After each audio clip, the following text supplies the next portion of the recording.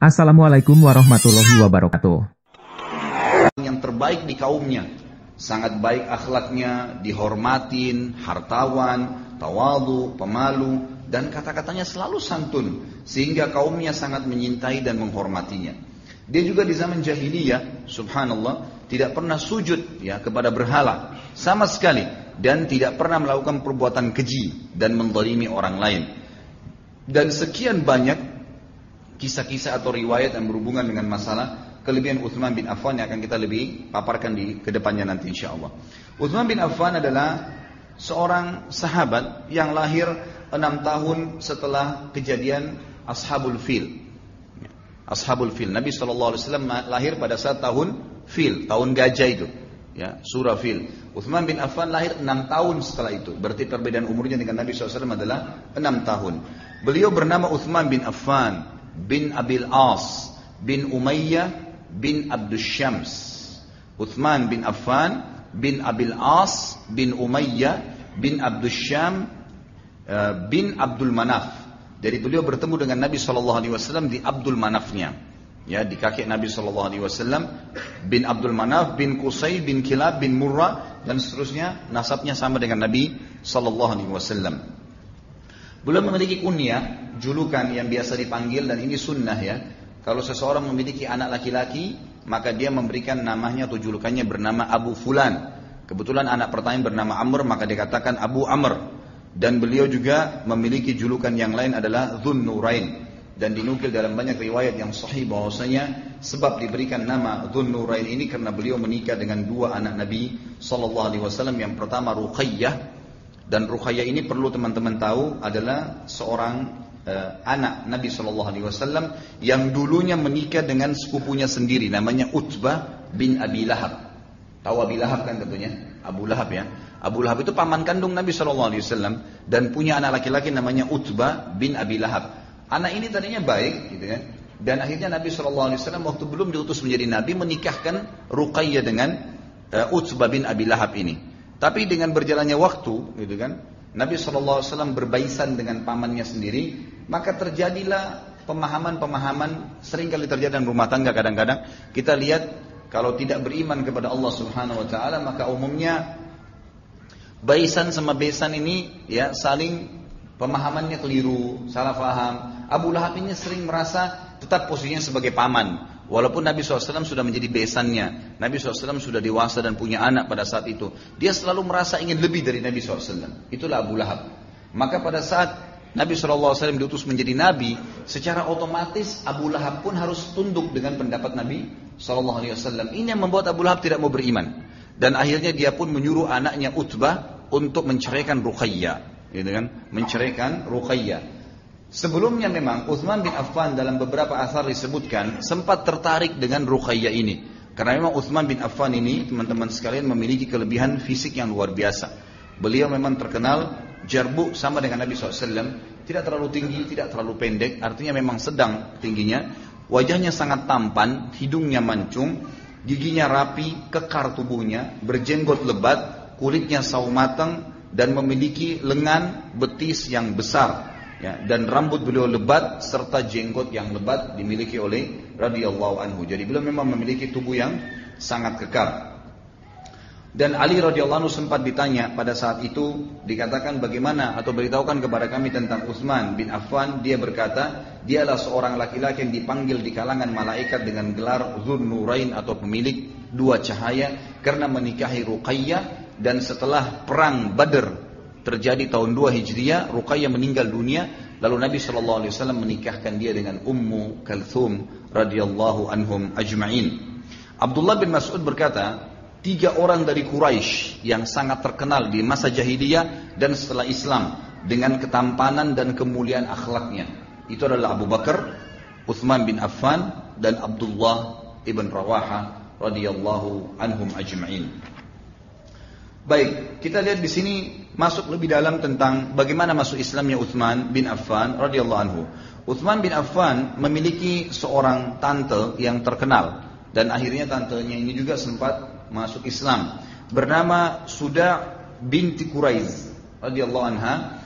Beliau sempat melihat waktu Utsman bin Affan mendengar bahwasanya Ruqayyah menikah dengan Utbah, sementara Utsman bin Affan memang tadinya ingin melamar Ruqayyah, tapi sudah kedahuluan dengan sepupunya Ruqayyah sendiri. Akhirnya beliau sempat menyampaikan masalah tersebut kepada bibinya Suda binti Quraiz. Kemudian Suda mengatakan ada berita gembira yang lebih baik daripada itu. Kalau Ruqayyah sudah menikah dengan Utbah, ya sudah, ada berita gembira yang lebih baik daripada itu. Ayahnya Ruqayyah, Muhammad SAW, diutus menjadi nabi, dan dia akan mengeluarkan manusia dari kezaliman, dari kegelapan, dari menyembah berhala. Maka berimanlah kepadanya, maka kau akan mendapatkan kemuliaan dunia dan akhirat. Lalu Utsman bin Affan berkata, aku pergi sambil merenungi ucapan bibiku. Aku bertemu dengan Abu Bakar. Aku menyampaikan apa yang disampaikan bibiku kepadaku, maka Abu Bakar berkata, demi Allah bibimu telah berkata benar pada apa yang diberitakan kepadamu. Bibimu telah menyampaikan berita kebaikan kepadamu, wahai Utsman. Engkau seorang laki-laki yang berakal, tegas, tidak samar kebenaran bagimu, kebenaran di samping kebatilan tidak rancuh bagimu. Utsman berkata, lalu Abu Bakar berkata kepadaku, berhala-berhala apa yang disembah oleh kaum kita ini, bukankah itu cuma sebongkah batu pejal yang tuli, tidak mendengar dan tidak melihat? Lalu aku menjawab, kata Utsman, begitulah. Kata Abu Bakar, wahai Utsman, apa yang dikatakan oleh bibimu telah terwujud. Allah telah mengutus Rasulnya yang dinanti-nantikan. Allah mengutusnya kepada manusia seluruhnya dengan membawa agama petunjuk yang benar. Aku bertanya, Utsman bertanya kepada Abu Bakar, siapa dia? Abu Bakar menjawab, Muhammad bin Abdullah bin Abdul Muttalib.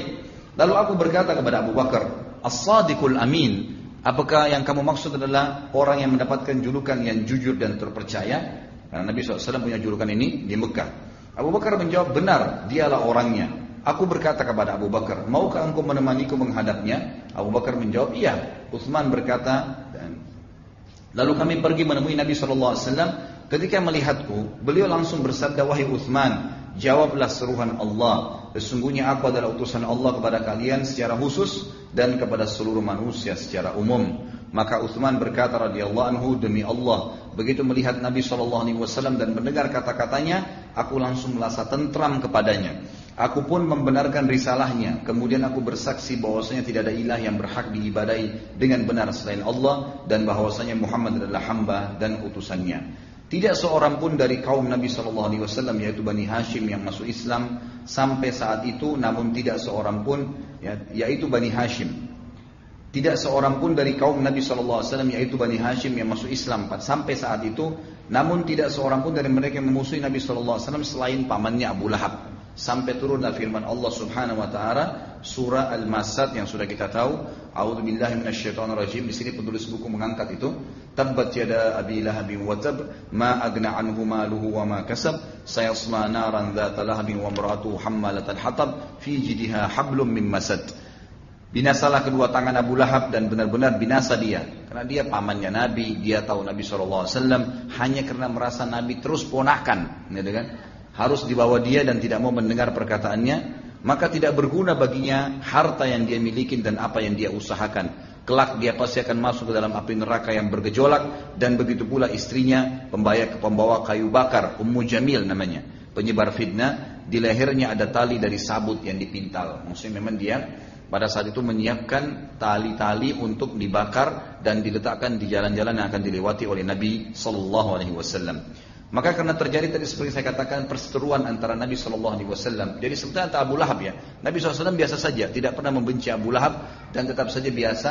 Dan akhirnya Abu Lahab yang menyuruh anaknya Utbah untuk menceraikan Ruqayyah. Mendengar berita tersebut, maka Utsman bin Affan yang tadinya memang ingin menikahi Ruqayyah, tidak menunggu waktu, setelah masuk Islam langsung melamar Ruqayyah. Kata penulis, Utsman termasuk pemuda Quraisy yang berwajah tampan, sebanding dengan Ruqayyah yang juga cantik, menawan dan mempesona, sehingga ketika Ruqayyah dipertemukan dengan Utsman, ada yang berkata, dan ini masyhur dalam pepatah bahasa Arab yang mengatakan, sepasang suami yang paling indah dilihat oleh manusia adalah Ruqayyah dan suaminya Utsman. Satu hari dalam riwayat disebutkan, dan ini riwayat disebutkan oleh Al-Haythami, berkata riwayat ini disebutkan oleh Tabarani dan rawi-rawinya semuanya thiqat. Nabi SAW setelah menikahkan Ruqayyah dengan Utsman bin Affan radhiyallahu anhuma, maka satu hari Nabi SAW masuk ke rumah mereka dan menemukan Ruqayyah sedang menyisir dan membasuh rambut Utsman. Dan ini sebuah tradisi yang sering dikerjakan oleh para sahabiat Nabi. Ini mungkin yang kadang-kadang tidak dilakukan oleh banyak muslimat sekarang. Mereka mengurus suami mereka sampai pada basuhan rambut, menyisir rambut. Dan kita tahu hadis Bukhari bagaimana Nabi SAW kalau menyisir rambut seringkali menyuruh Aisyah radhiyallahu anha. Pada saat beliau i'tikaf pun beliau sering memasukkan kepalanya ya ke rumahnya lalu membiarkan Aisyah untuk menyisir rambut tersebut. Dan kita dengar juga Asma binti Abi Bakar radhiyallahu anha ya, yang luar biasa, beliau mengatakan aku mengurus seluruh yang berhubungan dengan Zubair, suaminya Zubair bin Awwam yang dia masuk surga, dari apapun yang berhubungan dengan badannya gitu kan, sampai kepada mengganti sepatu kudanya. Dan ini saking luar biasanya mereka mengejar surga dari para suami mereka. Waktu Nabi SAW melihat Ruqayyah melakukan hal tersebut, membasuh rambut Uthman lalu menyisirnya, beliau bersabda, ya Bunayyah, ahsini ila Abi Abdillah, fa innahu ashbahu ashabi bi khuluqa. Wahai putriku, berbuat baiklah kepada Abu Abdillah. Dan riwayat ini juga diangkat oleh para ulama, dikatakan berarti lebih tepat julukan Uthman ada dua, ada Abu Amr dan ada Abu Abdillah. Tapi Nabi SAW memanggilnya dengan Abu Abdillah. Dan Abdullah ini sebenarnya adalah anak ya, jadi dari Uthman yang kedua. Tapi Nabi SAW memanggilnya dengan Abu Abdillah. Wahai putriku, berbuat baiklah, selalulah melayani Abu Abdillah dengan baik, karena dia adalah sahabatku yang paling mirip akhlaknya dengan aku. Paling mirip akhlaknya dengan aku. Berarti di sini jaminan dari Nabi SAW menunjukkan akhlaknya Uthman bin Affan seperti Nabi SAW. Di antara perilaku setelah menikah dengan Ruqayyah yang dilakukan oleh Uthman bin Affan radhiyallahu anhu adalah beliau banyak membantu Nabi SAW dengan harta yang dimiliki, karena beliau adalah seorang pengusaha. Dan perlu kita tahu, dulu di Mekah itu ada semacam komplek perumahan, ya. Di sekitar situ memang rata-rata pesaudagar Mekah yang tinggal. Di situ ada Khadijah, kemudian ada Abu Bakar, ada Uthman, kemudian ada juga Abdurrahman bin Auf. Jadi mereka berdekatan rumahnya semua. Dan kita sudah tahu juga pada saat saya membahas Abu Bakar, bagaimana Abu Bakar mengenal Nabi SAW justru setelah Nabi SAW menikah dengan Khadijah dan tinggal berdekatan rumahnya dengan Abu Bakar. Begitu pula dengan Uthman bin Affan yang akhirnya mudah dijangkau oleh Abu Bakar karena tetangganya, dan diajak akhirnya beriman kepada Nabi SAW. Pada saat telah beriman, maka Nabi SAW setelah melihat kaum muslimin di Mekah tersiksa, tidak ada bantuan, tidak ada pertolongan, masih Allah SWT masih menguji mereka di awal-awal Islam. Dan kita perlu juga garis bawahi ikhwan akhwat sekalian, ini kita kalau mau membahas tentang sahabat, demi Allah ikhwan akhwat sekalian, kita ini tidak ada apa-apanya sama sekali. Subhanallah, saya tidak bisa habis pikir, semoga Allah berikan hidayah, bagaimana ada orang yang mencaci maki para sahabat, menghina para sahabat, bahkan mengkafirkan mereka. Saya ingin tanya dari hati saya yang tulus, menanyakan kepada teman-teman yang belum mendapatkan petunjuk itu, apakah anda kalau hidup di zaman Nabi SAW, di zaman dulu tidak ada media, nggak ada lampu, rumah masih dari tanah liat, ada seseorang yang buta huruf, tidak bisa baca, tidak bisa tulis, ngaku sebagai Nabi, jujur jawab pertanyaan saya, apakah anda akan beriman kepada Nabi SAW? Di sini semua yang hadir di masjid ikhwan sekalian, saya tanya diri saya sendiri, saya pun sempat meragukan diri saya sendiri. Kalau saya hidup di zaman Nabi SAW, apakah saya akan beriman pada beliau? Itu sulit sekali, orang yang buta huruf, nggak bisa baca, nggak bisa nulis, di Mekah belum ada media. Sekarang ini kita beriman kepada risalah beliau SAW, luar biasa. Karena Quran sudah sempurna, sudah ada terjemahan dalam bahasa Indonesia, dalam beragam macam bahasa. Masjid sudah banyak, dai-dai sudah banyak, buku-buku agama sudah banyak. Orang tua kita dasarnya Muslim, gampang sekali masuk Islam. Bayangkan kalau zaman dulu, nggak gampang menjadi seorang sahabat tuh. Luar biasa kedudukan mereka di mata Allah Subhanahu wa taala, dan memang sangat wajar kalau Allah memilih mereka menjadi hidup di zaman itu, karena mereka adalah orang yang paling layak membela Nabi sallallahu alaihi wasallam. Kita subhanallah kadang-kadang dibangunkan subuh saja kadang-kadang masih sulit, salat malamnya masih kadang-kadang dikejar, kadang-kadang tidak, zikir pagi sorenya masih terbengkalai. Terus kemudian kita mau berbicara masalah beriman kepada risalah Nabi sallallahu alaihi wasallam di zaman awal-awal Islam, di mana masih sulit Islam itu untuk bisa diterima. Itu enggak mudah gitu. Tapi bagaimana akal-akal sehat mereka, membawa mereka dengan hati-hati mereka yang masih bersih, belum tercoreng dengan beragam macam pemahaman-pemahaman yang keliru, hanya sekedar melihat kaumnya menyembah berhala, membuat akhirnya mereka beriman kepada risalah Nabi SAW. Pada saat Nabi SAW melihat keadaan Mekah terdesak, maka beliau mendapat perintah dari Allah SWT untuk mengizinkan muslimin hijrah ke negeri Habasyah. Habasyah negeri yang sekarang disebutkan dengan Ethiopia di Afrika. Waktu itu ada seorang raja di sana yang berdapat julukan Najasyi. Najasyi ini rahimahullah akhirnya masuk Islam nantinya, tapi tidak pernah bertemu dengan Nabi Sallallahu Alaihi Wasallam. Dan beliaulah pada saat sudah masuk Islam di tangan Ja'far bin Abi Thalib radhiyallahu anhu. Nanti mungkin akan ada bahasan tentang Ja'far bin Abi Thalib radhiyallahu anhu, seorang sahabat mulia, saudara kandungnya Ali bin Abi Thalib, dan juga seorang pimpinan pada saat itu yang hijrahnya para sahabat ke negeri Habasyah. Dan dialah akhirnya karena sering menyebutkan argumen-argumen Al-Quran kepada Najasyi, akhirnya Najasyi masuk Islam dan meninggal dalam keadaan Islam tapi menyembunyikan Islamnya. Dan Najasyi ini sempat menikahkan dan melamar Zainab binti Jahsh radhiyallahu anha, istri Nabi SAW, pada saat itu ada di Habasyah. Ya, pada saat beliau meninggal suaminya lalu dinikahi oleh Nabi SAW. Ringkas cerita, hijrah ke negeri Habasyah ini sebuah ibadah pada saat itu. Dan pada saat Nabi SAW mengiklankan hijrah ke Habasyah, berhijrahlah kalian, maka yang paling pertama menjawab seruan hijrah adalah Utsman bin Affan radhiyallahu anhu dan istrinya Ruqayyah radhiyallahu anha. Makanya di dalam statement yang jelas Abdullah bin Umar berkata radhiyallahu anhu, orang yang paling pertama hijrah di jalan Allah adalah Utsman bin Affan dan istrinya Ruqayyah setelah Lut alaihi salam, Nabi Lut. Di sini dikatakan oleh penulis, ya, Utsman bin Affan pada saat itu hijrah bersama dengan kaum muslimin dan dialah yang paling pertama menjawab seruan tersebut. Namun setelah berjalan beberapa waktu, Utsman bin Affan dan Ruqayyah merindukan Nabi SAW, maka mereka pun akhirnya kembali ke Mekah dan sepakat untuk menghadapi cobaan-cobaan yang ada bersama muslimin, lalu kemudian mengikuti hijrah ke Madinah bersama Nabi SAW. Nabi SAW dalam sebuah riwayat yang sahih diceritakan bahwasanya beliau pada saat tiba tahun 2 Hijriah mulai menyusun pasukan, kemudian mulai menyerang kafilah-kafilah Quraisy. Kafilah-kafilah Quraisy ini yang banyak membawa dagangan-dagangan ke negeri, belanja dari membawa uang dari Mekah ke negeri Syam, lalu belanja dagangan dibawa kembali ke Mekah. Dan sudah pernah saya jelaskan, kalau anda ikutin sirah, pengajian saya sirah ada juga di YouTube, sudah diangkat alhamdulillah, di web juga ada. Maka yang saya jelaskan, Madinah itu berada di wilayah utaranya Mekah. Jadi kalau kita lihat Mekah dulu di peta itu, kemudian Madinah di atasnya, kemudian negeri Syam di atasnya. Maka orang-orang Quraisy zaman dulu tidak ada jalur lain. Mereka kalau mau ke negeri Syam harus lewatin pinggiran kota Madinah, pasti, nggak mungkin tidak, karena mereka nggak punya jalur lain gitu kan. Nah ini digunakan kesempatan oleh Nabi SAW untuk menghadang kafilah-kafilah mereka, bukan untuk merampok, tapi untuk mengembalikan haknya sahabat-sahabat muhajirin, ya, sahabat-sahabat yang beriman di Mekah, yang akhirnya hijrah ke Madinah diberikan julukan muhajirin. Orang-orang muhajirin ini banyak sekali pada saat mereka hijrah, seperti Abdurrahman bin Auf radhiyallahu anhu, beliau kaya raya, istrinya, anaknya nggak ada yang mau ikut ke Madinah, nggak mau masuk Islam, lalu seluruh hartanya diambil, dagangannya semua diambil, dia termasuk orang yang terkaya di Mekah. Dan banyak sahabat-sahabat yang lain seperti itu keadaannya, diambil seluruh hartanya di Mekah oleh orang-orang Quraisy. Maka Nabi SAW ingin mengembalikan haknya kaum muslimin, sekaligus menunjukkan kepada orang-orang kafir bahwasanya sudah saatnya sekarang kejahatan-kejahatan kalian akan dibalas bila kalian memang melakukannya.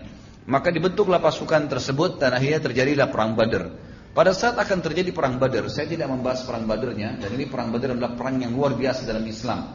Perang yang disebutkan oleh Allah Subhanahu wa taala dalam Al-Qur'an secara khusus itu kan sebagai peperangan yang besar dan juga pembedaan antara kebenaran dan kebatilan. Makanya Allah Subhanahu wa taala memberikan kemenangan kepada kaum muslimin pada saat itu. Perang Badar, semua yang hadir pada saat itu, maka Allah sudah ampunin dosanya setelah perang Badar. Semua orang yang hadir di Badar pada saat itu 313 orang sahabat, 314 bersama Nabi SAW. Setelah selesai perang Badar, kalau yang tidak sempat mati syahid, berbuat dosa apapun setelah itu diampuni oleh Allah Subhanahu Wa Taala. Gitu kan? Jadi semua karena ini bahasanya panjang. Intinya adalah pada saat akan terjadi perang Badar, Utsman bin Affan radhiyallahu anhu menyiapkan dirinya untuk pergi berperang. Tetapi Ruqayyah, istrinya, anak Nabi SAW sedang sakit parah. Maka Nabi SAW mengatakan, wahai Utsman, perintah dari saya sebagai pemimpin, kamu menjaga istrimu, karena ini sekaligus anak Nabi SAW. Maka Utsman pun akhirnya mengurus istrinya, dan akhirnya Nabi SAW di tengah jalan pada saat menuju Badar mengatakan, sungguh di Madinah dalam hadis Bukhari terdapat laki-laki yang tidak sempat ikut bersama kalian, tapi di setiap langkah kalian menuju jihad jalan Allah ini Allah catatkan pahala baginya. Bahkan dia dianggap hadir di Badar, dan pada saat dia pulang pun, ya pada saat peperangan selesai pun Nabi SAW memberikan harta ghanimah bagian kepada Utsman bin Affan. Itulah Utsman yang dimaksud oleh Nabi SAW. Maka pada saat perang sedang berkecamuk di Badar, Ruqayyah pun radhiyallahu anha meninggal dunia. Dan Nabi SAW pulang ke Madinah lalu menemukan Ruqayyah sudah meninggal dunia. Lalu kemudian Nabi SAW menghadiahkan kepada Utsman bin Affan dua hal. Yang pertama, beliau memberikan bagiannya dari harta rampasan perang Badar dan menyampaikan berita gembira bahwasanya Allah, karena dia mentaati perintah Rasulnya Muhammad SAW untuk mengurus Ruqayyah. Di sini bukan hanya sekedar Ruqayyahnya, tapi karena ada perintah Nabi SAW. Maka karena dia mengerjakan itu, Allah Subhanahu Wa Taala mencatatkan baginya pahala Badar lengkap. Begitu pula diberikan harta rampasan perang, maka diberikanlah haknya. Lalu yang kedua, Nabi SAW menikahkan Utsman bin Affan dengan adiknya Ruqayyah yang bernama Ummu Kalthum. Ya, Ummu Kalthum radhiyallahu anhum ajma'in. Kalau Ruqayyah sudah pernah menikah sebelumnya, kalau Ummu Kalthum memang masih gadis dan belum pernah menikah. Dinikahkanlah Nabi SAW menikahkan dia dengan Ummu Kalthum. Lalu apa sabda Nabi SAW? Dan ini sebuah fadilah yang tidak dimiliki oleh semua laki-laki. Bahkan Abu Bakar pun radhiyallahu anhu tidak memiliki fadilah ini. Apa kata Nabi SAW dalam hadis sahih? Kata beliau, wahai muslimin, nikahkanlah anak-anak perempuan kalian dengan Utsman bin Affan, karena saya tidak nikahkan kedua anak perempuan saya dengannya, kecuali karena wahyu dari langit. Artinya memang Allah yang suruh seluruh umat Islam yang hidup pada masa itu. Tentu kalau sudah meninggal Utsman bin Affan sudah nggak ada lagi ya perintah ini. Tapi dikatakan seluruh Muslim pada saat itu diperintahkan untuk menikahkan anak perempuan mereka ya dengan Utsman bin Affan, karena memang itu perintah dari langit. Tidak ada laki-laki di muka bumi ini ya kecuali nabi-nabi tentunya yang Allah Subhanahu Wa Taala perintahkan menjadi sebuah bagian daripada syariat nabinya untuk menikahkan seorang laki-laki dengan anak perempuan muslimin, kecuali Utsman bin Affan radhiyallahu anhu. Ini sebuah fadilah yang luar biasa gitu. Ini sebuah fadilah yang luar biasa. Bahkan beliau bersabda bahwasanya kalau seandainya saya masih punya putri yang lain pada saat Ummu Kalthum pun meninggal.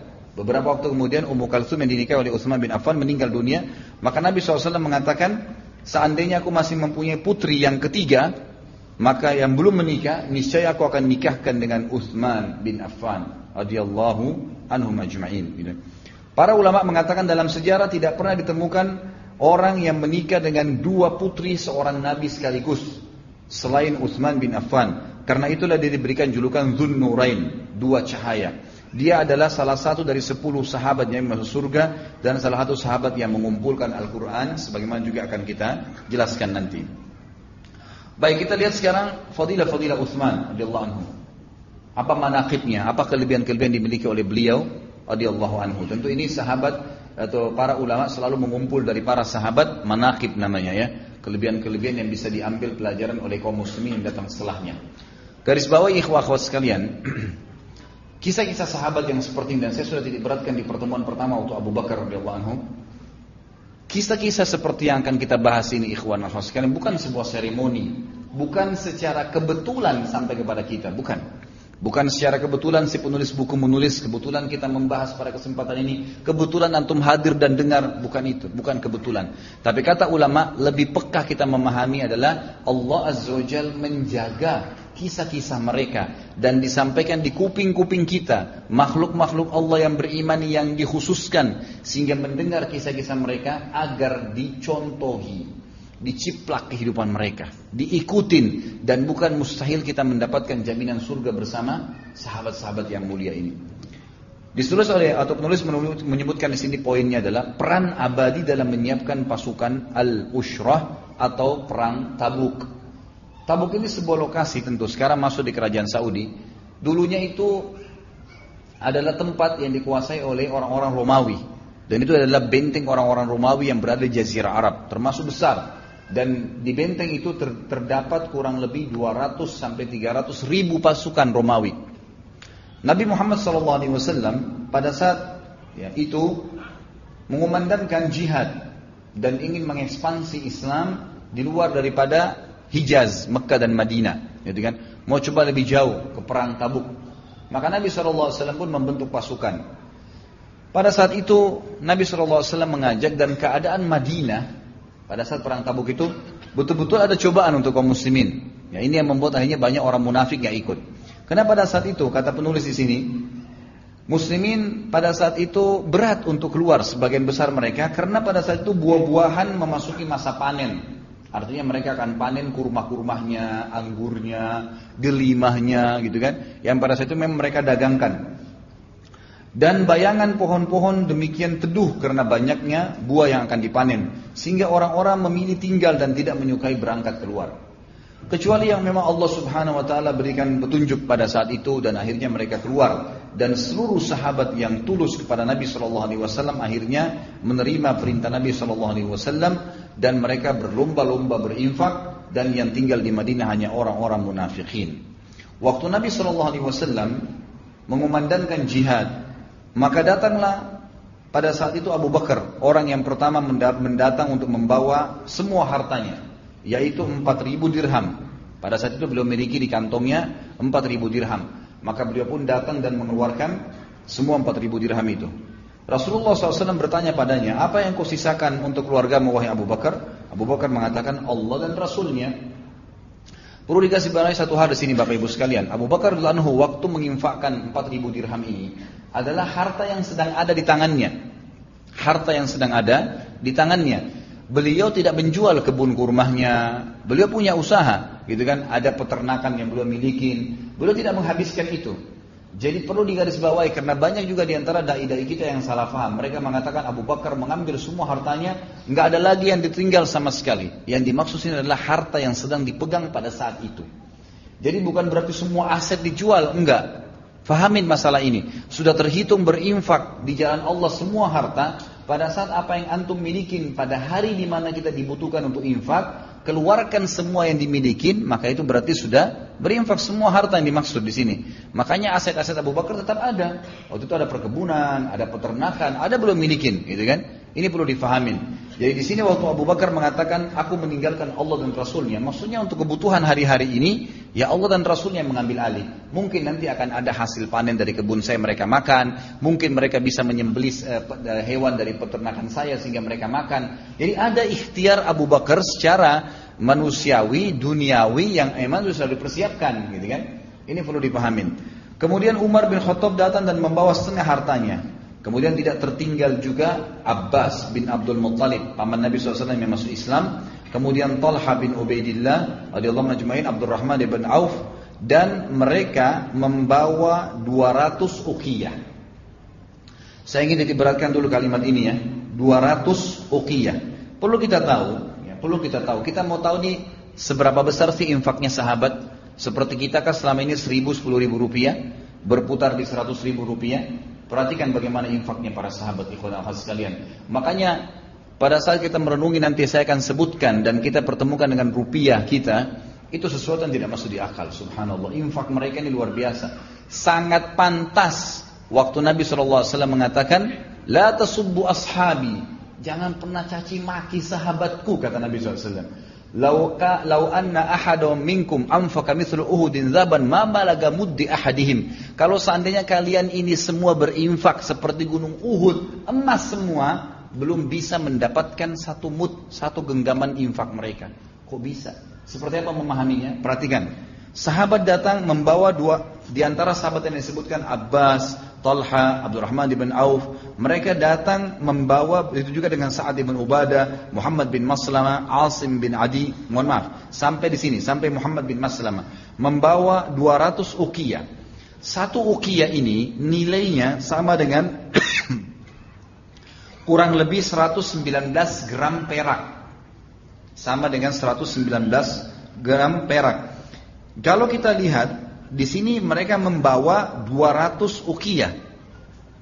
Kalau 200 itu ya dikali dengan 119, karena satu uqiyah 119 gram perak.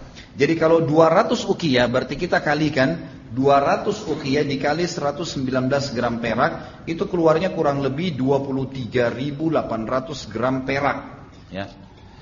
Ini kalau kita kali, tentu sekarang perak harganya jauh dengan emas.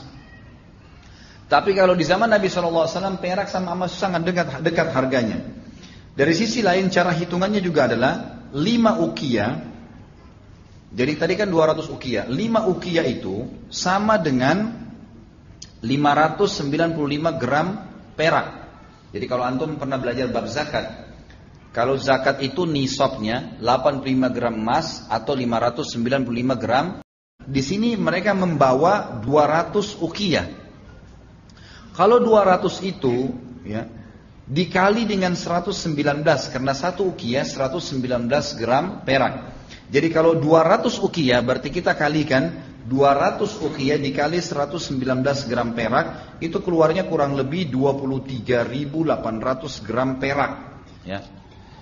Ini kalau kita kali, tentu sekarang perak harganya jauh dengan emas. Tapi kalau di zaman Nabi SAW perak sama emas sangat dekat harganya. Dari sisi lain cara hitungannya juga adalah 5 uqiyah. Jadi tadi kan 200 uqiyah. 5 uqiyah itu sama dengan 595 gram perak. Jadi kalau antum pernah belajar bab zakat, kalau zakat itu nisabnya 85 gram emas atau 595 gram perak, gitu kan?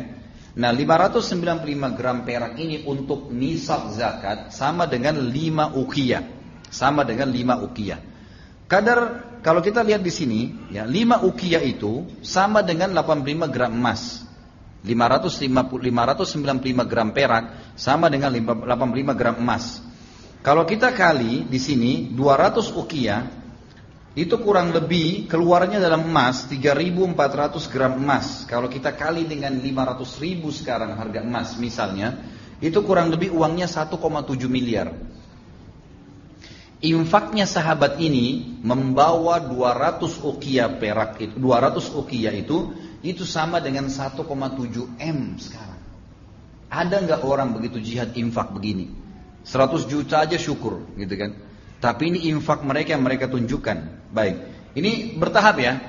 Ini sahabat-sahabat yang infak pada saat itu. Utsman akan datang lebih daripada itu. Perhatikan baik-baik di sini. Kemudian dikatakan datang lagi sahabat yang lain bernama Asim bin Adi radhiyallahu anhu. Beliau menyerahkan 90 wasak kurma. 90 wasak kurma. Satu wasak itu, ikhwah, ini 90 wasak ya. Satu wasak itu ukurannya 60 sa'. Satu sa' itu sama dengan 4 mud, dan 1 mud itu ukuran 2 telapak tangan manusia. Artinya satu sa' itu ukurannya sama dengan 2,5 kilo kali 4, berarti 10 kilo. Satu sa' itu sama dengan 10 kilo kurma. Ini satu wasak 60 sa', ya. Satu wasak 60 sa'. Sementara sahabat ini bawa 90 wasak. Hitungannya begini.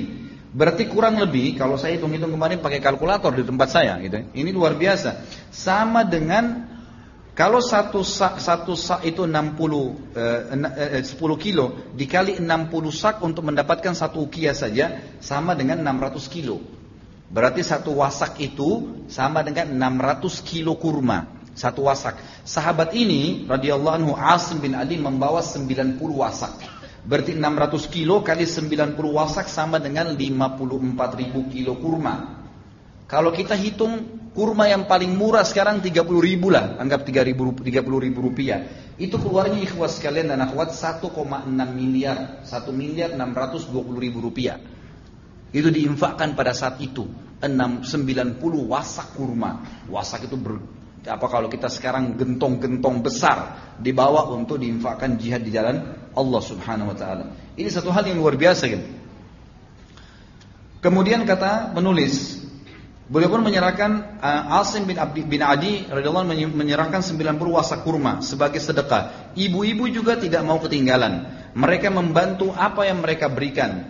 Ummu Sinan Al-Asadiyah berkata radhiyallahu anha, aku melihat selembar kain yang terbentang di hadapan Nabi SAW di rumah Aisyah radhiyallahu anha, penuh berisi masak. Masak itu adalah gelang tangan, kaki, baik dari tanduk atau gading, ataupun dari emas dan perak, gelang bahu dan gelang kaki, anting-anting dan cincin. Kain ini penuh berisi apa yang dikumpulkan oleh kaum wanita untuk membantu persiapan jihad.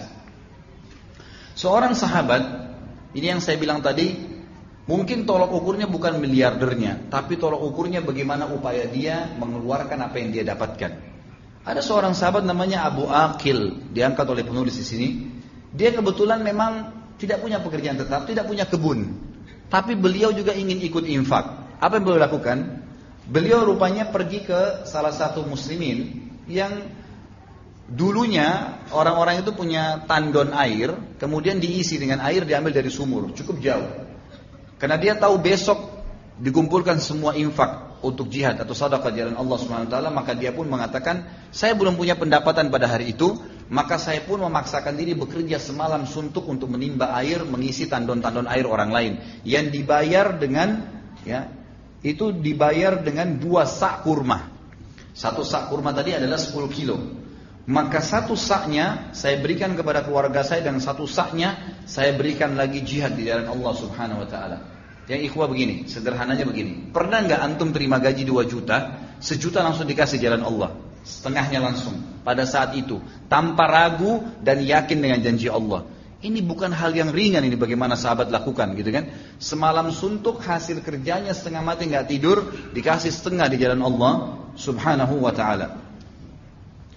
Pada saat itu dikatakan Utsman bin Affan datang. Setelah sahabat semua ini berikan infaknya, datanglah tokoh kita ini radhiyallahu anhum ajma'in. Utsman bin Affan waktu dengar hal tersebut dan sudah lihat orang-orang berinfak, maka beliau kebetulan datang dan mengantongi 1000 dinar. 1000 dinar ini langsung dihadapkan atau ditaruh di depan Nabi SAW. Ya, ada kain di depan Nabi ditaruh semua sampai kain itu penuh. Perlu kita tahu, 1 dinar ini hitungannya sama dengan 4,25 gram emas. 4,25 gram emas. Itu 1 dinar. Utsman bawa 1000 dinar. Berarti 4,2 gram itu kalau dikali 1000 dan dikali nilai emas sekarang anggap 500.000, jumlahnya itu 2.125.000 gitu kan. Ini infaknya Utsman bin Affan pada saat itu ada di kantongnya gitu kan. Kita nggak tahu bagaimana berpikir, mungkin jangan dianggap dengan uang rupiah yang berat ya. Karena memang kalau 2 miliar di kantong ini bingung juga bagaimana. Tapi pada saat itu memang hitungan dinar emas. Dia mengeluarkan pada saat itu spontan 1000 dinar emas yang senilai dengan 2.125.000 rupiah. Itu luar biasa gitu. Maka Nabi SAW waktu lihat, karena ini orang yang paling besar infaknya. Tadi sahabat yang paling besar 1,7 M gitu kan. Ini sudah 2 M lebih. Maka Nabi SAW langsung bersabda untuk Utsman bin Affan pada saat itu, tidak akan ada yang membahayakan Utsman dari apapun yang dia lakukan setelah hari ini. Tidak akan ada yang membahayakan Utsman dari apa yang dilakukan setelah hari ini. Jadi 2 kali diucapkan. 2 kali diucapkan. Pada saat itu, teman-teman sekalian, ya, yang perlu kita tahu, ulama hadis menanggapi mengatakan yang dimaksud Utsman setelah infak ini, apapun yang dia lakukan Allah maafkan di dunia, dan ini juga tidak akan membahayakan dia melalui timbangan pada hari kiamat dan dia akan masuk surga tanpa hisab. Ini yang dimaksud. Ini yang dimaksud. Utsman bin Affan pada saat mendengar Nabi SAW memotivasi ya, agar mereka berinfak, beliau langsung memberikan tadi 1000 dinar dan tidak cukup di situ. Beliau pun akhirnya pulang ke rumahnya. Karena pada saat beliau memberikan 1000 dinar, selalu Nabi SAW kalau terima infak sahabat, karena ini Tabuk jauh, mungkin kurang lebih 1000 km dari kota Madinah, jauh. Sekarang aja orang kalau naik mobil kecepatan tadi 100 km bisa 10 jam, ya itu baru sampai di sana. Bagaimana zaman dulu dengan kuda, dengan unta, dengan jalan kaki, mana panas, mana tidak ada penjual. Kalau sekarang haus tinggal mampir di pom bensin bisa beli minuman. Zaman dulu nggak ada. Maka Nabi SAW butuh bekal yang besar nih. Setiap kali ada sahabat yang infak, selalu Nabi SAW mengatakan, bagus yang kamu lakukan, siapa lagi yang mau berinfak, terus begitu. Termasuk waktu Utsman bin Affan datang memberikan 1000 dinar, ternyata Nabi SAW mengatakan, dari hadis Fadilah Utsman, lalu dikatakan, siapa lagi yang mau berinfak, kami masih membutuhkan. Lalu Nabi sebutkan, kami membutuhkan kuda dan unta untuk tunggangan. Perhatikan di sini, kami membutuhkan kuda dan unta untuk tunggangan. Perhatikan di sini, Ibnu Syihab Az-Zuhri berkata dalam buku beliau rahimahullah, dalam perang Tabuk Utsman membantu pasukan pada saat itu ya, setelah memberikan 1000 dinar, atau 2,1 miliar tadi itu, dia juga membawa 940 ekor kuda yang diikuti dengan 940 ekor unta yang dilengkapkan dengan 60 ekor kuda sehingga jumlahnya mencapai 1000. Sebagian riwayat terbalik, Utsman bin Affan membawa 940 ekor kuda yang dilengkapkan dengan 60 ekor unta. Perlu teman-teman tahu ya, kuda-kuda yang dipakai berperang ini di zaman dulu ini sama dengan kuda-kuda yang dipakai tanding sekarang. Kalau teman-teman yang pernah ikutin atau tahu, kuda yang dipakai untuk tanding itu harganya sekarang sampai 1 miliar. Harga kuda yang bagus gitu kan, untuk dipakai tanding yang besar, yang kekar sampai 1 miliar harganya. Utsman bin Affan menyiapkan 940 ekor. Kan itu. Kalian bayangkan kalau harga rupiah sekarang berarti 940 miliar. Ya, disiapkan kuda-kuda yang kekar, tidak cukup di situ.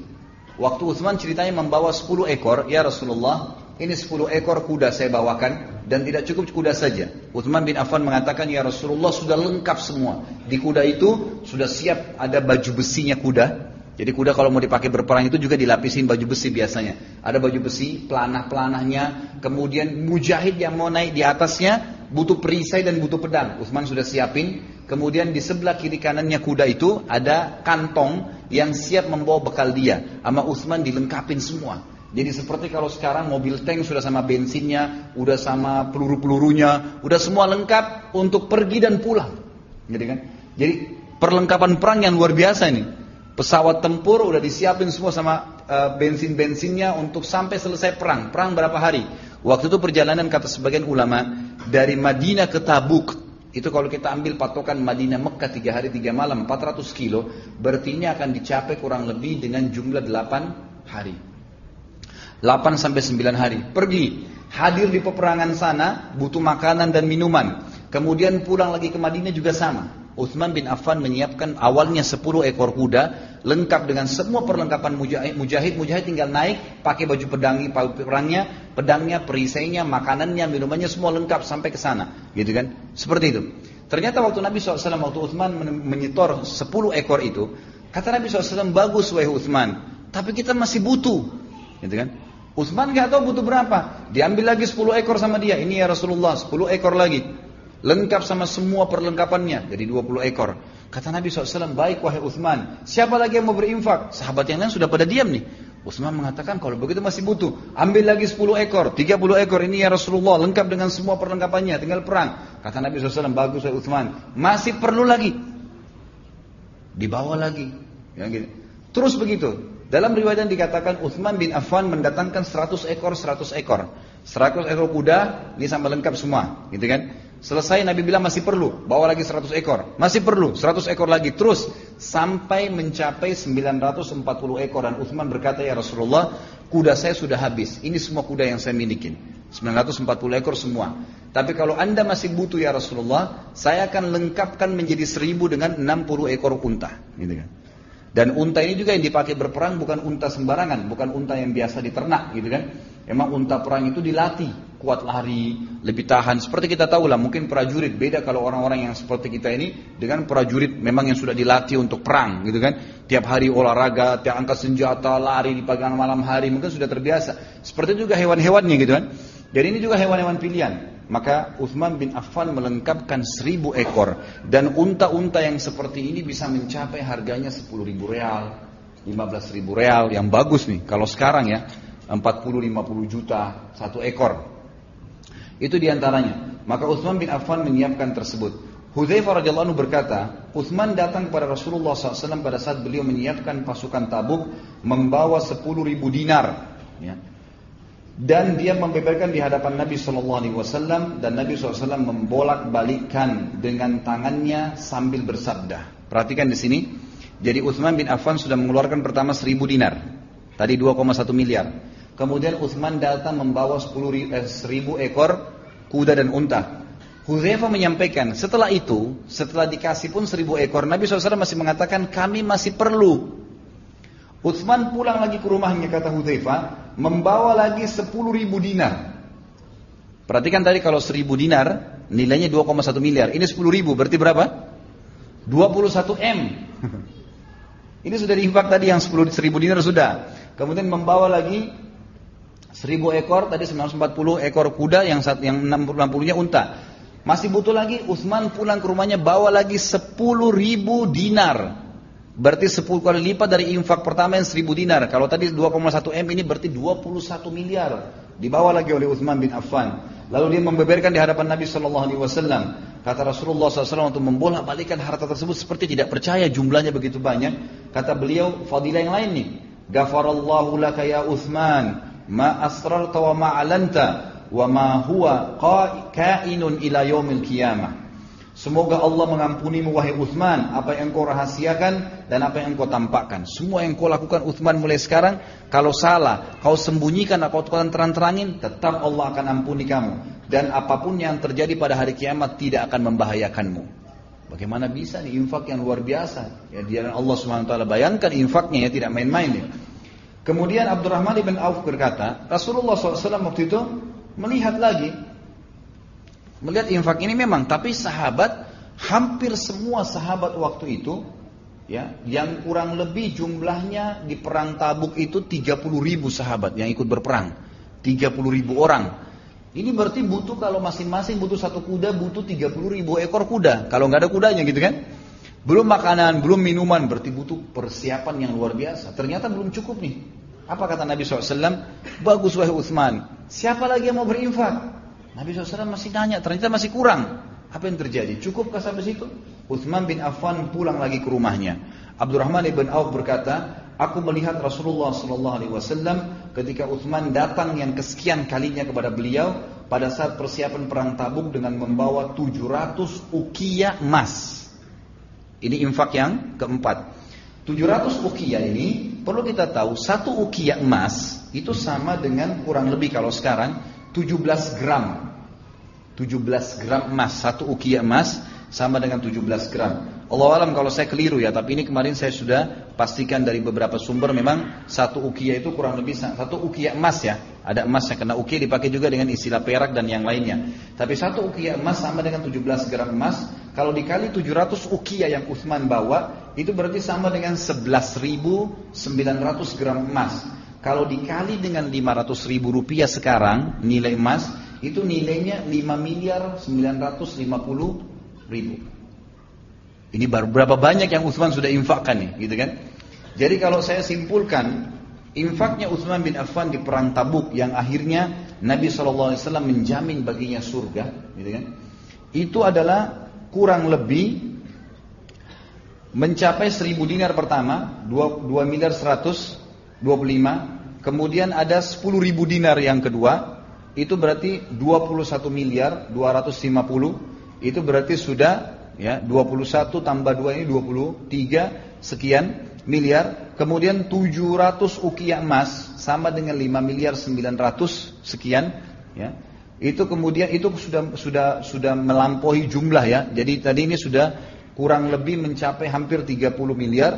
Kemudian kuda dan unta yang sudah lengkap. Kalau kuda dan unta yang sudah lengkap ini kita nilai susah sekali ya. Itu mungkin bisa mencapai, kalau harga kuda tadi yang terbaik 1 miliar, ini berarti sudah 940 miliar rupiah. Ini sudah nggak bisa dibayangkan sampai sekarang. Dan beliau mengatakan, penulis, infak Utsman bin Affan ini ternyata berlandaskan dengan hadis Nabi SAW yang diriwayatkan Imam Bukhari nomor 2778, dan juga yang masyhur ya, dinukil atau ini maaf, hadis ini secara muallaq oleh Imam Bukhari dan disahihkan. Kata Nabi SAW, afdalus sadaqat zillu fustatin fi sabilillah, au manihatu khadimin fi sabilillah, au turuqatu fahlin fi sabilillah. Sebaik-baik sedekah ya, yang dikeluarkan adalah naungan sebuah tenda di jalan Allah. Kata para ulama di sini, Utsman bin Affan pada saat menyiapkan unta dihadiahkan untuk menjadi pembantu Nabi SAW, atau memang menyiapkan ya pegawai-pegawai atau pasukan perang yang akhirnya bergabung dengan pasukan mujahidin, itu termasuk yang paling afdal. Atau menyiapkan tunggangan unta jantan di jalan Allah Subhanahu wa taala. Jadi ini peran Utsman bin Affan yang tidak terlupakan dalam sejarah radhiyallahu anhu tentang infak yang sudah mencapai ya ratusan miliar rupiah kalau kita sekarang, ya yang sama sekali Utsman bin Affan tidak mengharapkan balasan dari situ. Bahkan disebutkan dalam hadis Bukhari bahwasanya setelah kembalinya pasukan dari Tabuk, di mana Nabi SAW mengepung Tabuk lebih daripada 40 hari dan orang-orang Romawi tidak berani bertemu dengan Nabi SAW. Nabi SAW sengaja bermukim situ dan tersebarlah berita kemenangan muslimin. Karena Raja Romawi waktu itu tahu, dia berkata kepada para prajuritnya, jangan hadapin orang ini karena orang ini adalah seorang nabi. Kalau dia nabi benar, maka pasti kita akan kalah, nggak mungkin kita bisa kalahkan. Ya, akhirnya kita nanti dikalahkan dan dipermalukan. Kalau kita tidak lawan, maka anggap saja orang cuma berbicara, oh Romawi nggak menghadapinya. Mungkin masih ada kemungkinan, mungkin Romawi menganggap remeh mereka, mungkin Romawi memang takut, nggak ada masalah. Lebih baik daripada ada korban, gitu kan? Akhirnya mereka tidak berani menghadapi Nabi SAW dan mereka meninggalkan Tabuk, akhirnya menjadi wilayah kaum muslimin. Waktu Nabi SAW balik dengan pasukan dan tidak ada korban karena tidak jadi perperangan pada saat itu. Kembalilah semua sahabat 30.000 orang pada saat itu.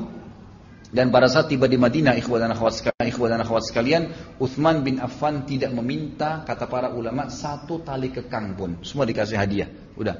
Yang sudah diinfakin tadi itu bukan cuma ini, kan sudah kembali nih.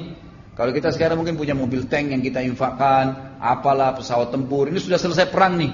Oh, punyanya si fulan, mungkin kita bisa ambil kembali. Utsman bin Affan tidak, semua buat kaum muslimin yang sudah jihad, yang sudah pakai, punya kalian udah, silakan diambil gitu.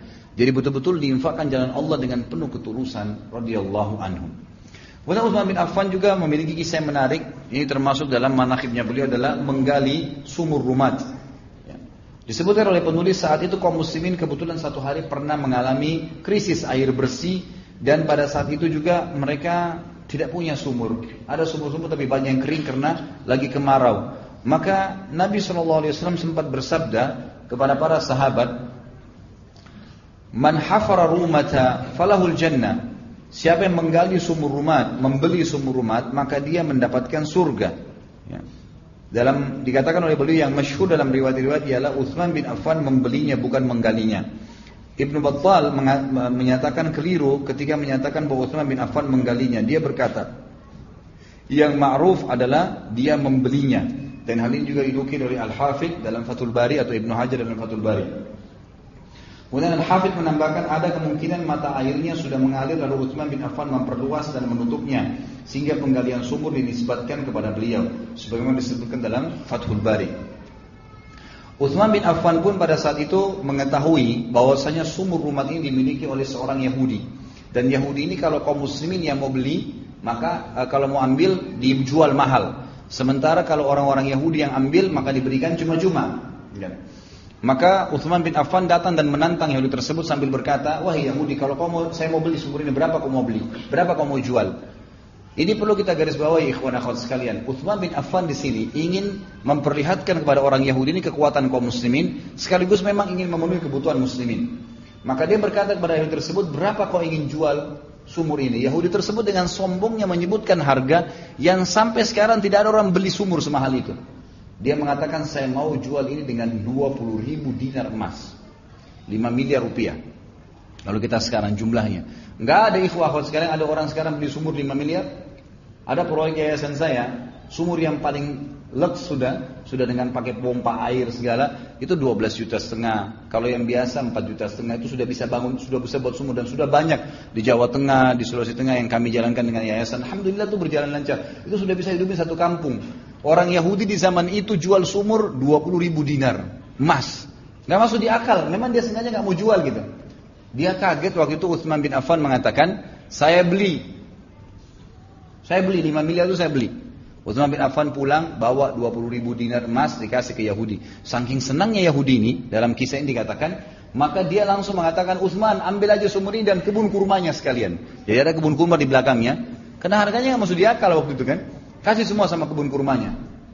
Pada saat itu ikhwan akhwat sekalian, kita perlu tahu bahwasanya orang-orang hidup dari sumur. Ya, zaman itu sampai sekarang beberapa wilayah kaum muslimin atau manusia mungkin ya umumnya, kalau masih belum masuk air saluran bersih dari pemerintah, kalau kita PDAM sekarang, maka tentu masih menggunakan sumur intinya gitu. Utsman bin Affan waktu itu sangat haus dan butuh, kata para ulama. Tapi beliau tidak meneguk satu tegukan air pun yang beliau butuhkan sebenarnya, kecuali sudah mengiklankan bahwasanya sumur tersebut dan semua kebun kurmanya wakaf untuk muslimin. Enggak disentuh sedikit pun. Wakaf, langsung wakaf, gitu kan? Padahal beliau butuh, enggak diwakafin. Maka berjalanlah pada saat itu. Dan Nabi SAW sudah mengatakan, siapa yang membeli sumur itu, namanya sumur rumah, maka dia pasti masuk surga. Artinya ada jaminan buat Utsman gara-gara beli sumur tersebut. Dan ini juga sebuah pelajaran besar ikhwah-akhwat sekalian. Jangan tunda melakukan sebuah perbuatan kebaikan pada saat ada kesempatan. Kadang-kadang kita subhanallah dorong-dorongan. Dan ini tradisi kita terutama di Indonesia. Mohon maaf saya bahasakan. Kadang-kadang gitu. Ya, ada orang saf awal kosong, silakan Pak, gitu kan. Antum yang masuk duluan, gitu kan. Kok orang lain yang didorong di saf awal? Antum lebih butuh. Kalau masih ada kosong, baru ajak orang lain. Ini enggak orang lain didorong untuk buat amal. Itu berinfak ke orang miskin. Bantu Pak, kesian Pak. Dia sendiri enggak keluarin. Gitu kan. Loh, antum duluan yang melakukan itu, gitu kan. Karena kalau kita melakukan lebih dulu dan menjadi contoh bagi orang lain, itu akan luar biasa. Gitu kan. Apa kata Nabi SAW dalam hadis Bukhari yang lain? Dan ini yang diambilkan oleh Utsman bin Affan. Pertanyaannya, apakah sahabat-sahabat lain tidak ada yang bisa beli sumur itu? Kata ulama, banyak yang bisa. Tetapi waktu Nabi SAW ucapin, yang pertama bergerak Utsman, langsung dia ngambil alih. Dia nggak nunggu gitu. Ini yang penting ya. Akhirnya memang dialah yang merebut pahalanya. Gitu kan? Ingat pada saat hadis Bukhari yang menjelaskan, kata Nabi SAW, ada 70.000 umatku yang masuk surga tanpa hisab, gitu kan? Lalu pada saat setelah jelaskan, ada seorang sahabat berdiri mengatakan, Ukasha ya Rasulullah, doain saya termasuk 70.000 itu. Nabi mengatakan, kau dapat. Ada yang berdiri lagi, saya juga Rasulullah. Sudah nggak bisa, Ukasha sudah dahului kamu. Memang begitu kata Nabi SAW. Sebagian ulama bilang, memang Ukasha orang yang layak masuk. Tapi bisa saja, makna lainnya adalah, siapa yang lebih jeli menangkap peluang itu, kesempatan. Jangan ditunda, gitu kan? Jangan ditunda. Dalam hadis Bukhari yang lain dikatakan, pernah Nabi SAW melihat ada satu kaum yang masuk ke Madinah. Ini keluar sedikit dari kisah Utsman bin Affan, kisah secara umum. Maka datanglah beberapa orang-orang dari Badui, dari padang pasir yang miskin sekali. Kata Nabi SAW, dalam riwayat ini dikatakan, saking miskinnya sampai wajah mereka itu kelihatan seperti gosong, rambut mereka penuh dengan debu, kemudian baju mereka itu saking miskinnya mereka nggak punya kecuali satu kain. Kain itu diikat di leher dan diikat di belakangnya. Jadi kalau ada angin tersingkap auratnya. Susah sekali hidupnya. Nabi SAW waktu lihat mereka sudah mau datang ke masjid Nabi nih, mau minta sumbangan, mau minta bantuan. Lalu Nabi SAW naik di atas mimbar lalu mengumpulkan muslimin lalu berkata, wahai muslimin, berinfaklah sebelum datang hari di mana tidak ada manfaat lagi harta kalian. Sebelum kalian menyesal, ya berinfaklah dimotivasi oleh Nabi SAW. Terus begitu, apa yang Allah janjikan pasti benar, gitu kan? Dan berinfaklah walaupun bisyikit tamar, walaupun dengan satu buah kurma. Ya kata sebagian ulama hadis adalah kalau kalian punya kurma cuma satu butir di rumah, potong dua, setengahnya kasih fakir miskin, setengahnya kamu makan, gitu kan? Sampai begitu. Apa yang terjadi? Waktu Nabi SAW sampaikan, sahabat banyak yang diam. Ada satu sahabat berdiri, langsung mengeluarkan semua yang ada di tangannya pada saat itu. Dia keluarkan berapa dirham gitu ya, saya lupa riwayatnya, mungkin sekitar 15-16 dirham dikasih sama dia. Ini ya Rasulullah untuk mereka. Langsung dia mulai. Apa kata Nabi SAW? Keluarlah hadis. Siapa yang menghidupkan sebuah sunnah yang baik, man sanna fil islami sunnatan hasanah, siapa yang menghidupkan sebuah perintah yang baik, ya, falahu ajruhu wa ajru man amila ba'da, dia akan dapat pahalanya dan pahala orang yang melakukan yang mengikuti setelahnya, kan gitu. Jadi di sini kita lihat orang yang bergegas mengerjakan itu. Utsman bin Affan sangat jeli melihat peluang tersebut, jadi tidak menyia-nyiakan kesempatan. Dan ini satu hal yang harus kita pupuk dalam diri kita. Utsman bin Affan radhiyallahu anhu juga, Bapak Ibu sekalian, punya sebuah azam dalam dirinya. Setiap hari Jumat beliau bebaskan budak. Setiap hari Jumat bebasin budak. Jadi memang dijadwalin tuh, gitu kan. Mungkin kalau sekarang tidak ada budak, setiap Jumat saya memberikan makan 10 orang miskin, 100 orang miskin, gitu kan. Bahkan pernah saya sampaikan kalau antum ngikutin ceramah di beberapa ceramah saya yang lain, saya lupa di judul apa, saya bilang Syekh bin Baz rahimahullah, beliau melakukan perintah-perintah Nabi SAW ini, beliau melakukan infak-infak sedekah di jalan Allah ini tanpa menentukan waktu malah. Setiap hari beliau selalu membuka rumahnya untuk makan bebas gratis 600 orang. Setiap hari. Bahkan sebagian muridnya menukil itu di pagi, di siang hari dan malam hari. Jadi beliau punya rumah, di sebelah rumahnya itu dibuka sebuah tempat, dipasang AC, Cuman atap begitu, kemudian nanti dibuka pintunya, semua orang yang nyapu saya bilang, dan saya coba bilang sama istri saya, sama anak-anak saya, ingat, kalau kita sedang merasakan sebuah nikmat dan mau Allah langsung jaga nikmat itu, lakukan coba ini. Saya bilang sama mereka, misal kita lagi makan, kalau ikhwah akhwat mau terapkan juga satu hal yang positif. Kita lagi makan di rumah makan misalnya, anggap rumah makan Padang tadi kita makan misalnya. Kemudian kita makan enak, nyaman, bayar 200 ribu untuk keluarga. Pernah gak antum berpikir agar nikmat itu bertambah dan antum langsung syukuri? Keluarkan nilai yang sama, beli nilai yang sama, dengan makanan yang sama tadi nikmatnya, keluar dari rumah makan kasih kepada fakir miskin. Maka itu satu perbuatan yang luar biasa, langsung mensyukuri nikmat Allah pada saat itu, dan itu akan mempertahankan nikmat tersebut karena kita langsung syukurin, kan gitu. Jadi bersyukur itu bisa dengan ucapan lisan dan juga aplikasi lapangan. Ini harus kita ketahui. Disebutkan dalam kisah di sini oleh beliau, disebutkan kedermawan Utsman bin Affan radhiyallahu anhu tidak hanya sebatas menyiapkan pasukan Tabuk semata, tapi sebatas menggali sumur atau membeli sumur rumat. Lebih dari itu, Utsman bin Affan selalu dan senantiasa membantu setiap muslim yang berada dalam kesulitan, menolongnya, meringankan bebannya, dan membantunya dalam kekurangan dan kemiskinan. Utsman bin Affan adalah menetapkan perjanjian atas dirinya, dan dia tidak menyelisihinya selama dia hidup. Selalu, setiap Jumat, dia memberdayakan seorang hamba sahaya. Dia membeli seorang hamba sahaya tersebut dari majikannya dengan harga berapapun, lalu dia memberdayakannya tanpa menawarnya. Jadi khusus ini ya. Jadi beliau betul-betul beli, bebaskan budak, berapa dibilang langsung dibayar, tidak ditawar sama dia. Karena dia tahu ini adalah di jalan Allah subhanahu wa ta'ala. Kata beliau, ini semua demi mendapatkan nikmat melihat wajahnya Allah Tuhannya yang maha tinggi. Kemudian juga Nabi SAW telah menyebutkan bahwasanya atau fadilah bagi Utsman akan mati syahid. Utsman akan mati syahid. Disebutkan di dalam hadis yang sahih.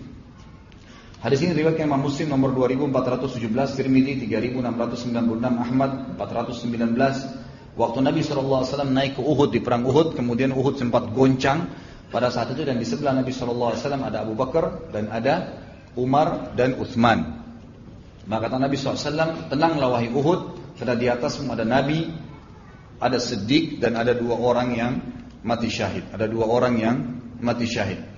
Begitu pula disebutkan di dalam hadis yang lain riwayat Bukhari 3695 dan Muslim 2403, Imam Tirmidzi 3710. Hadisnya cukup panjang, saya bacakan. Anna Nabiy sallallahu alaihi wasallam, Abu Musa berkata radhiyallahu anhu, anna Nabiy sallallahu alaihi wasallam dakhala haitan wa amarani bihifdhi babil hait. فجاء رجل يستأذن فقال استئذن له وبشره بالجنة فإذا أبو بكر ثم جاء آخر يستأذن فقال له إئذن له وبشره بالجنة فإذا عمر ثم جاء آخر يستأذن فسكت هنيها ثم قال إئذن له وبشره بالجنة على بلوى ستصيبه فإذا عثمان بن عفان. Sesungguhnya Nabi SAW masuk suatu hari dalam sebuah kebun dan beliau memintaku untuk menjaga pintu. Abu Musa al-Asy'ari radhiyallahu anhu menjaga pintu. Lalu seseorang laki-laki datang mengetuk dan pamit untuk masuk. Lalu kata Nabi SAW, izinkan saja dia dan sampaikan berita gembira kalau dia akan masuk surga. Ternyata kata Abu Musa al-Asy'ari, waktu saya membuka pintu saya temukan dia adalah Abu Bakar. Lalu pada saat sudah ditutup pintu, lalu kami duduk, datanglah seseorang lagi meminta izin, mengetuk pintu. Lalu Nabi SAW mengatakan, izinkan dia dan sampaikan berita gembira kalau dia akan masuk surga.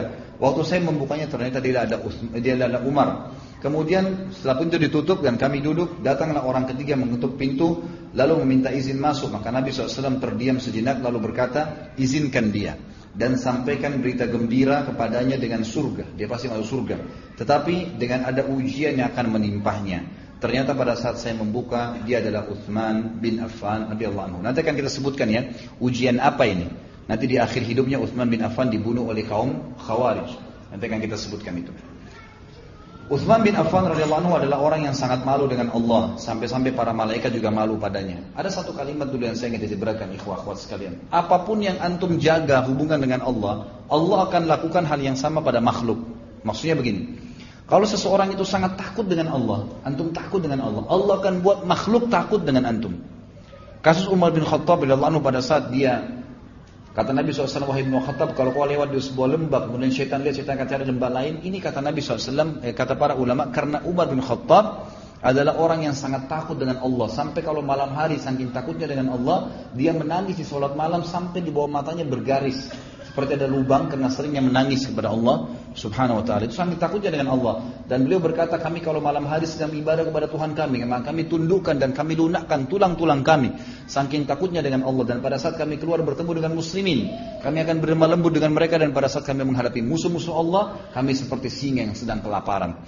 Tapi di sini bagaimana mereka menghadap Allah Subhanahu wa taala dengan penuh ketakutan. Orang yang malu dengan Allah, mau buat dosa malu, nanti takut Allah tahu, Allah akan lihat. Maka Allah pun malu dengannya, gitu kan? Dia baik, berinfak, tulus karena Allah, Allah akan infak juga dengan dia. Selalu unsur timbal balik sama, gitu kan?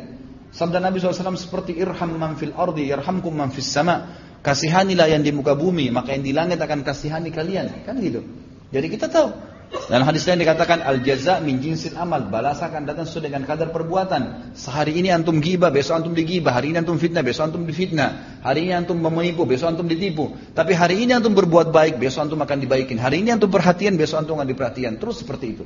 Allah Subhanahu wa taala akan mendatangkan sesuai dengan kadar perbuatan seseorang. Maka kata para ulama, Utsman bin Affan sampai-sampai malaikat pun malu padanya karena dia malu sekali dengan Allah Subhanahu wa taala. Dia malu dengan Allah Subhanahu wa taala. Dinukil kepada kita riwayat diriwayatkan oleh Imam Muslim nomor hadis 2401 dari Aisyah radhiyallahu anha. Beliau berkata, Rasulullah SAW suatu hadis sedang baring di rumahku di sebuah ruangan tamu, ya, di ruangan. Aisyah tidak di situ, tapi Aisyah melihat dari dalam biliknya. Beliau membiarkan kedua pahanya atau kedua betisnya terbuka. Lebih tepat adalah kedua betis Nabi SAW tersingkap. Ya, kedua betisnya tersingkap. Lalu Abu Bakar datang meminta izin, maka Nabi SAW memberikan izin sementara beliau dalam keadaan demikian.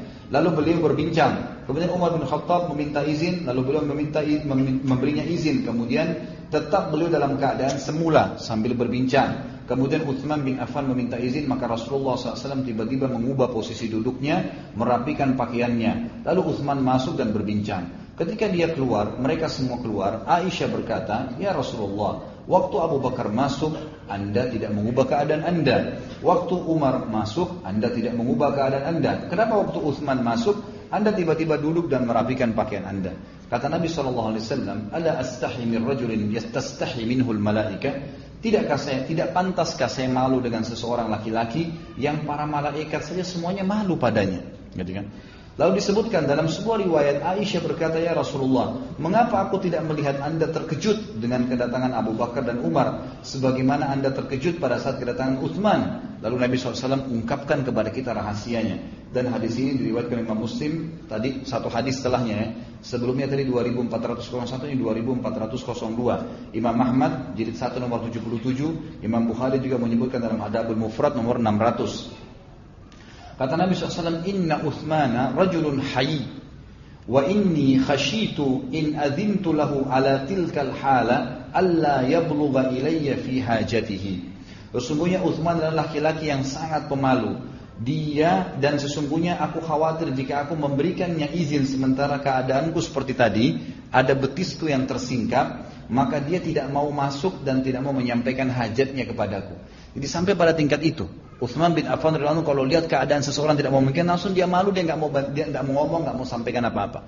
Sampai pada tingkat seperti itu. Dan ini rahasia kata para ulama, kenapa Utsman bin Affan para malaikat pun malu padanya. Utsman bin Affan pernah berkata, tidak ada seseorang yang melakukan sebuah amalan kecuali Allah akan memberikannya pakaian dari jubah amalannya itu. Misal, kalau kita malu, nanti Allah kasih hari kiamat baju dari malu itu sendiri. Artinya bagus, positif. Kalau dia suka sombong, dia riya, Allah akan kasih dia baju sombong dan riya dari api neraka hari kiamat. Seperti itu. Jadi Utsman bin Affan berpegang teguh pada hal tersebut.